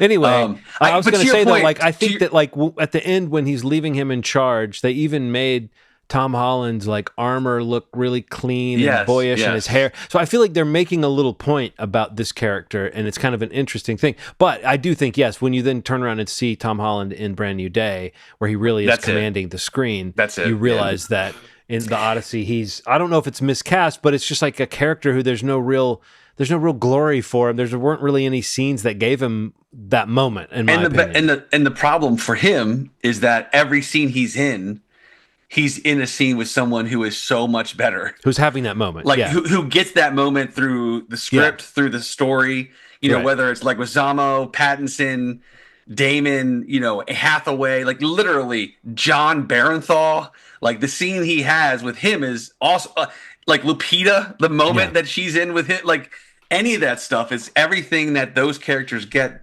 script wise and just character wise. I feel like even because he's just kind of collecting information, you know, it's like he's just absorbing and observing, but everything else is like an outpouring of something, and it's so much more expressive and strong. And yeah, it's not like a knock on him directly, it's more maybe the character and the script, but yeah, I thought the Odyssey was awesome. It was great. Great, man. Great. Ronald, any thoughts about the Odyssey? It Or was. did you talk to me about it last time when I talked about it? I think I did. I think I Okay. did. Yeah, it was. I just saw it in 70 millimeter. So you were the at odd man out, AFI. Steve. Ha ha ha ha ha. Yeah, yeah. Watching suitors come up and say, "Hey, what's up with your mom, boy?"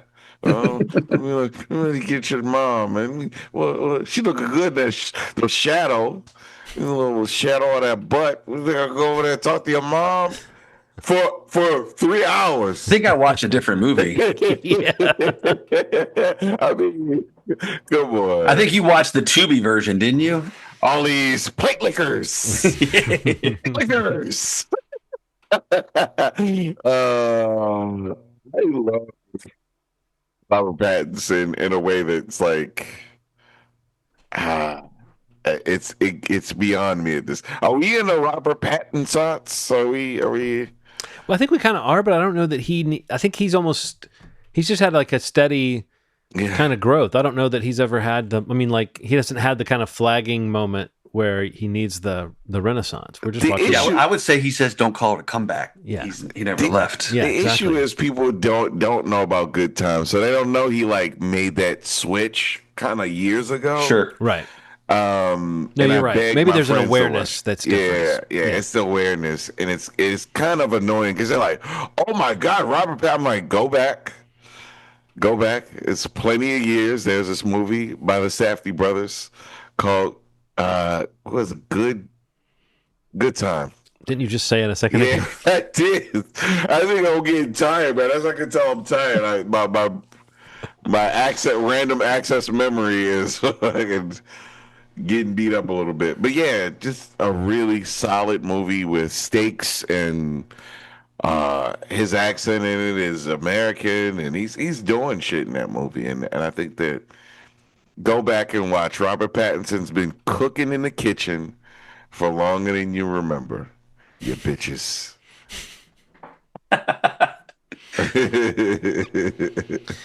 Well, I'll mention just a few that I've seen, but I won't go on too long because I think this has been a nice episode. But I should mention I finally saw Toy Story 5 after it's surprising myself All by summer. not seeing it. Yeah. And have either of you guys seen it? Yeah. Steve, did you I see haven't it? seen it yet. I thought it was really interesting how much it breaks the mold in a way, but I kind of think of it like you've got the first three movies that are this trio of films about the toys and Andy and growing up and what happens when you let go childish things. And then the fourth movie kind of sits outside of that, but it gets at, like, they found a new thing about toys to get into in that and a way to break the characters out in a different way. And it feels like a different sort of unique adventure.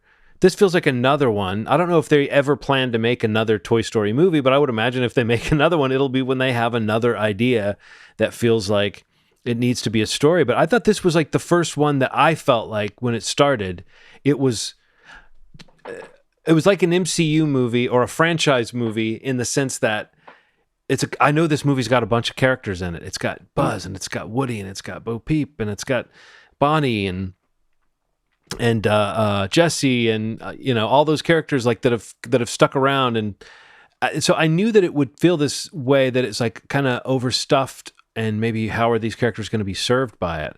But the way that it starts with, like, there's something going on with a bunch of Buzz Lightyears, and that starts with that, and it's kind of an enigmatic scene, and then it keeps coming back to those characters. But it's got two or three different groups of characters to work with. It's really the first time in a Toy Story movie that it has felt that much like an Avengers movie or something, where like 20 minutes in, you catch up with Woody and find out what Woody's been doing. And Woody's not as much the lead of this one. In fact, Woody's very much a secondary character in this. And I know some people don't like that, but the fact that this is like this is Jesse's movie, Jesse and Bullseye. And then of course you've got these great new characters. And I thought Conan O'Brien was great. And like the whole, I think it's Rachel Bloom and Craig Robinson are the other kind of tech devices that become characters in this. It's just the spin of the movies is to always find some new angle on toys and childhood. And this movie really finds some new things to be about. Like what Bonnie's going through as a kid is a heartbreaking thing as a parent to see, which is when the world wants your kid to grow up. And your kid's maybe not ready to stop being a kid. Bonnie wants to play with toys, but girls her age are on their tablets and teasing her about it and stuff. And that stuff is just brutal. And there's not really like a redemption. There's not like a comeuppance for the kind of mean girls, because they're not like mean girls. They're just like kids that have fallen into this technology thing. And the movie makes a point that technology has a place. I don't know. I just think that it feels like another smart Toy Story movie from that part of Pixar, that when they put out a movie, they have a lot of emotional hooks. There were several moments in this movie that got me. I don't know how I rank it. I mean, I really enjoyed the fourth one. I really enjoyed this one. I think, again, I just have trust that when they make a Toy Story movie, they're not going to have empty pockets and hope that will come just because it's got the Toy Story name on it. Right. And I heard a great interview with Andrew Stanton on the Blank Check podcast, where he was talking about his whole career, but he talks about the kind of storytelling process at Pixar. And hearing Andrew Stanton talk about his ideas about story, that's someone who I sit up and listen, because this is a guy who knows how to do it. So, I mean, maybe there's more to say at a future date once we've all seen it about this film or something. Ronald, when you've seen it, it would be fun maybe to do a full segment on it, or at least just talk a little bit more about what happens in it. But I thought it was a really cool, engrossing movie that once again features these toy characters that I've come to be pretty fond of over the years. Even though some of them are not the original voices anymore. We don't have Jim Varney and Don Rickles, and so you do hear some sound alikes, but well done. And I also think, Steve, don't you think with Pixar movies at this point, and maybe even a Toy Story movie especially, that part of what you're enjoying about the movie is just the textures and the light shining off the plastic and the glow of Buzz's little light up parts. Everything feels so perfectly observed and so like hyper real. I don't normally look to animation for hyper reality, but there's some moments in this where it's just beautifully shot quote unquote, Absolutely. from an It's animation gorgeous. standpoint. Also, a movie that you said might be your favorite of the year, Steve. I finally saw The Invitation, Olivia Wilde's movie starring her and Seth Rogen as a couple who have an interesting dinner one night with their neighbors, played by Ed Norton and Penelope Cruz.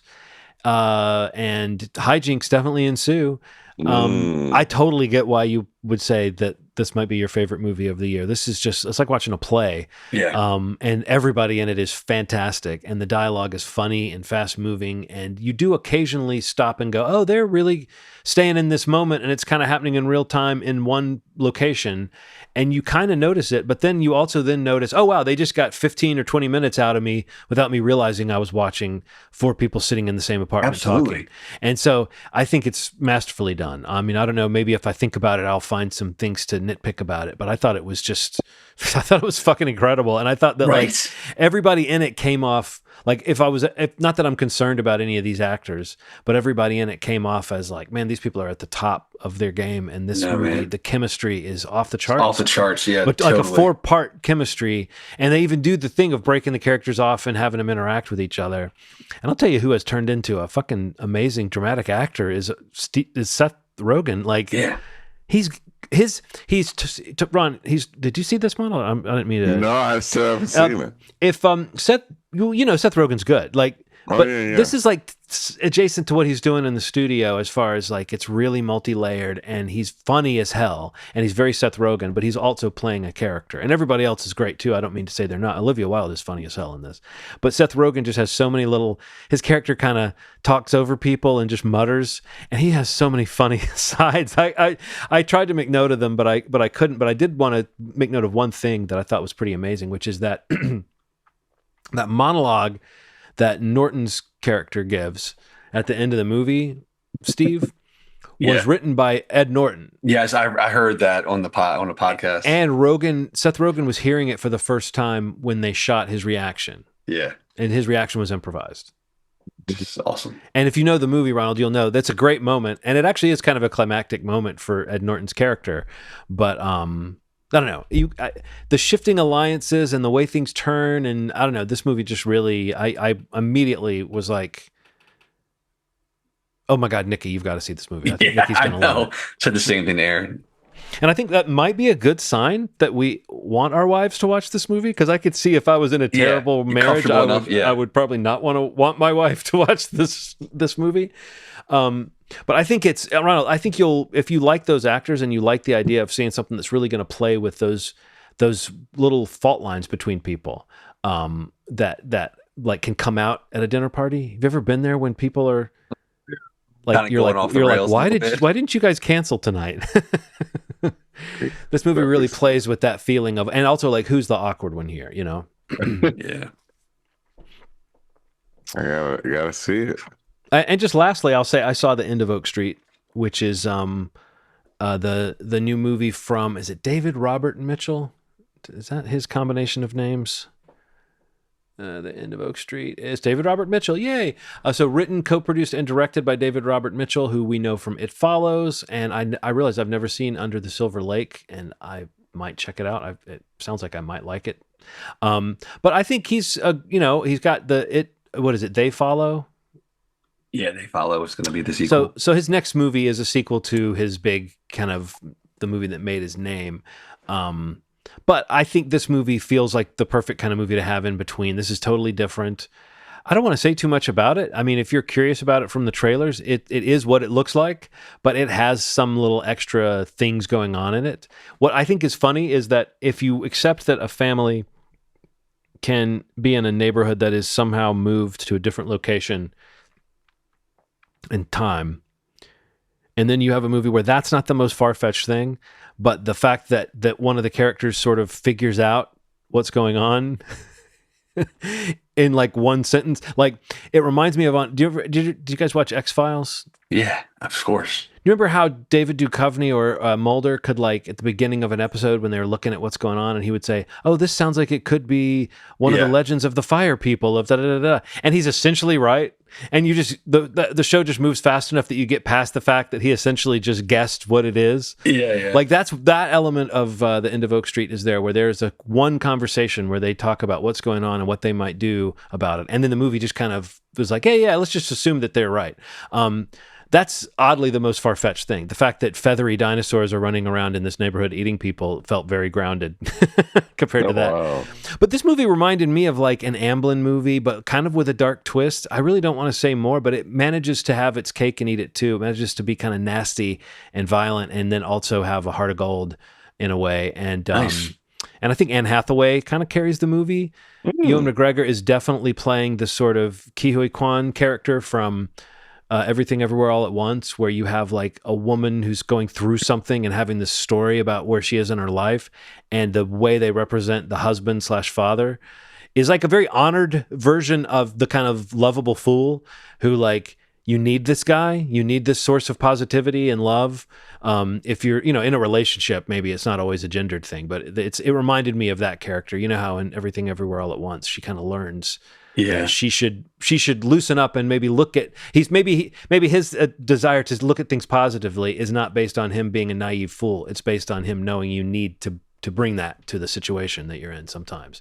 And I think that the way Anne Hathaway and Ewan McGregor play off of each other is very much that sort of dynamic. He's a little bit like the kind of idiot, well-meaning dad, and she's the sort of mom who gets things done, but that sounds a lot more cliche than actually the way they play it. So, I thought I was really charmed by this movie, and it really feels like it kind of, the only thing that I would change about it would just be around that idea of, wait, how do they figure out what to do, if there's any way to fix this?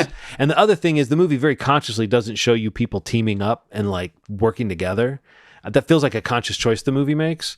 But I've heard people argue that it's sort of a callous movie that reflects like siloing and bunkering and like protecting your family and not worrying about other people. But I feel like the movie plays that almost for laughs, based on people are just a mess when this starts to happen, and like there's no organization. And like I say, in the end, they do answer that question of like, what could you do to help anybody if this was the kind of crazy situation that you were stuck in? So I don't think the movie isn't aware of that, but I do think you have to accept, yes, this is very much about like saving your ass and saving your family's ass more so than saving the world.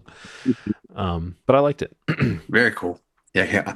I'm really looking forward to that one. It sounds fun. It's really fun. And it's like an hour and 40 minutes too. So that's when I saw that, that almost is part of what got me to the theater. I was like, you're like, I'm in. If it had been 220, I might have said, I don't know. Very cool. Well, that's a show. What do we have Anything for next else time you guys again, got? Ronald? Oh, Obex. Obex. I think that's it. No, I think that's it for me. I can't think of anything else that I've watched. I want to make sure one show is on your radar that I just watched like last night. It's a new HBO series called Monsters of God. Oh, okay. Oh, I saw a poster. What is that even about? Oh, dude, so good. Like, it's basically about the reptile trade in the 1980s, like as it merges with like the Miami drug trade and the cartel. Like, it's an insane story. I mean, which is a real thing. Like, the reptile world is crazy, and people that are in that world it's kind of, I've touched it ever so slightly through friends of mine growing up, and this framing of it taking place in the 80s in Florida, and just the excess and the drugs and the money and just guns and the cartel. It's a crazy story. But it's also amazing because they're like talking about all these amazing creatures and animals that are so interesting, but it's also like these people that made some horrible decisions and mistakes. But it just started a couple weeks ago, so there's 3 episodes out now so far. Oh, cool. But I would definitely recommend you both go check that series out. You would absolutely like it. And I'll throw my rec out to the people that I've thrown to you guys. The show Furious on Hulu, with Emmy Rossum and Scoot McNairy. Scoot. and Scoot. others. I mean, there's a lot of people that are in this. Rob Delaney is in this. Campbell Scott is in this. It's a great show, though. It's very dark and kind of funny and multi-layered and has some kind of stealthily cool characters. There's one character, I guess I should look it up real quick just because I do think it's worth calling out this actress's performance. She is Quincy Tyler Bernstein as the character Nora. And she's just a really captivating, interesting character. She's been in Manchester by the Sea, Rachel Getting Married, Modern Love, Red Hook Summer. But anyway, great character. But the movie, the show is very, it's you've seen it before in some ways, but you very quickly realize it's not the version of this kind of FBI procedural murder mystery kind of thing. You're following the murderer as you're following the people that are tracking the murderer. Right. Oh, cool. And the murderer really has a very good reason to be killing these people. Oh, wow. But along the way does some things that feel a little bit less justified. So it's a very murky show, and all around there, it's one of those shows where if you like a character, you're worried that they will either die or they'll disappoint you. There's a lot of like opportunities for characters to do moral things that will disappoint you because the movie, I keep calling it a movie, I guess it's a very cinematic show. But the show really deals a lot with the gendered, like it's a female killer, mostly killing men for crimes against women. And it's a female FBI agent working with another female FBI. I mean, there's a lot of women in this situation who are the main thrust of it. And Scoot McNairy is like the one decent man in the whole world.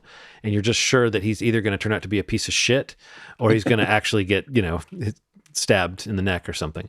But it's a great show for him. If he doesn't die in this season, fantastic show for Scoot, because it's like one of the first times he hasn't played kind of a dirtbag, at least that I've seen in a while. And he's great. But Emmy Rossum is just amazing in this. And I wasn't a person who watched Shameless, but I know that she was, a lot of people really loved her performance on that. And this feels like a very assured kind of central performance. Nice. So I highly recommend this show. Yeah, check it out. Cool. Anyway, that's it, right? That's it, guys. We did it. We came back. We talked a little longer than usual. What was that, Ronald? I said we did it. We did it. We did it. Cool. Movieschmovie.com is the website. You can go there to subscribe to the podcast, choose the podcast platform of your preference, or you can go to youtube.com/movie podcast. Schmovie podcast. What is the? I'm questioning the YouTube Movie Schmovie podcast. Yeah. For the YouTube experience, that's audio I think only. it's u.tube.org. YouTube / movie dot underscore. We couldn't get movie schmovie. We had to go with move schmoove. No. You can do the audio, visual, long, short visuals, everything. Home Cuts on there. That's Ronald's series where he talks about the Kaleidoscape reviews for that platform. But yeah, lots of places to find the podcast. And if you could go to any of them, if you're not already there, or share the love, tell a friend, we'd appreciate it. And again, we'll be back next week. Ronald's pick, Obex, for required viewing. And we'll talk to you then. As always, you've made our day. Thanks. Bye.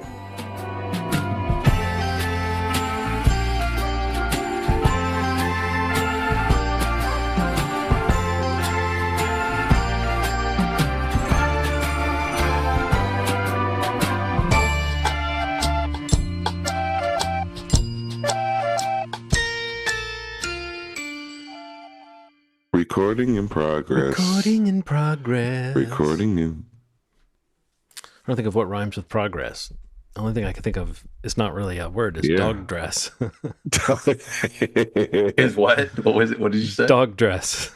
Dog dress. Eminem would definitely have rhymed those two together. Well, I mean, that could mean like a poodle skirt, like 50s thing, or it could mean like a shitty dress. Yeah, like a shitty dress or a dress for a dog. You put cute little outfits on pets. He would have said wiener. Wiener. Put ketchup on wiener. That's a dog dress. A dog dress would also be, like a funny slang term for like because people talk about dressing your sandwich or dressing your hot. It would be like the stuff you put on your hot dog is dog dress. Yeah. Right. That is for sure Eminem around. Like, I'm not even lying to you. Like, it's the way he's been rhyming the last couple years. What's your dog dress? Relish. Relish. You know what I've been doing when I'll go to 7-Eleven. Like sweet relish or like dill relish? What kind of relish? Whatever 7-Eleven offers. Okay, usually sweet relish. I find That's sweet. Yeah, I find people usually have sweet. I prefer the kind of savory. Me too. Relish, or even like a spicy relish. You get what you get, you know. No, but I do love chili on my hot dog. Like, like a chili dog is a whole next level. Yeah.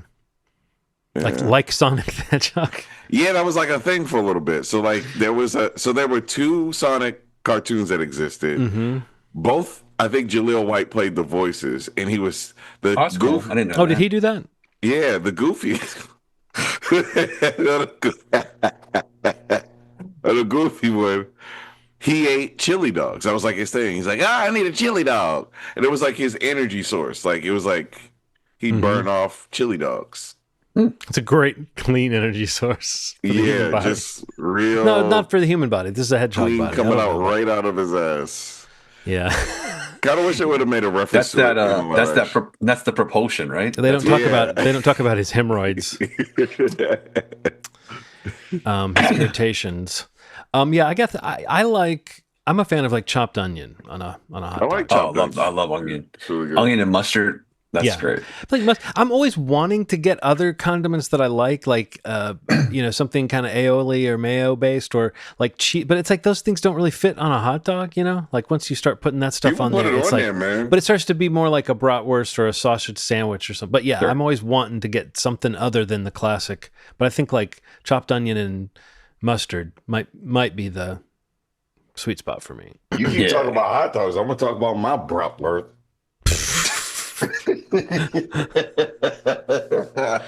Oh man, that's wildly inappropriate. You're a class act.